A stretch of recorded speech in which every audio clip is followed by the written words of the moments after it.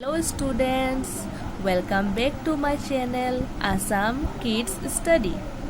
তো আজি আমি পঢ়িম অসমীয়া ব্যঞ্জন বৰ্ণৰ বৰ্ণমালাসমূহ।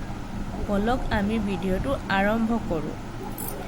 ক কলম, খ খৰম, গ গছ, ঘ ঘৰ, উঙ্গ চুঙা।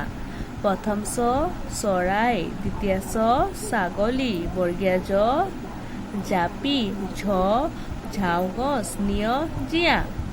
মধনীয়া ট টকা, মধনীয়া ঠ ঠেলা গাড়ী, মধনীয়া ড ডালি, মধনীয়া ঢ ঢোল, মধনীয়া ন কাণ। দন্তীয়া ত তলা, দন্তীয়া থ থাল, দন্তীয়া দ দমকল, দন্তীয়া ধ ধান, দন্তীয়া ন নাও। প পখিলা, ফ ফৰিং, ব বল, ভ ভালু, ম মেকুৰী। অন্ত্যেষ্টিয় জ যঁতৰ, ৰ ৰজা, ল লাও, ৱাব্য কাৱৈ মাছ। তালবীয়া শ শহাপহু, মূৰ্ধন্য ষ ষাঁড় গৰু, দন্তীয়া হ সাপ, হ হৰিণ।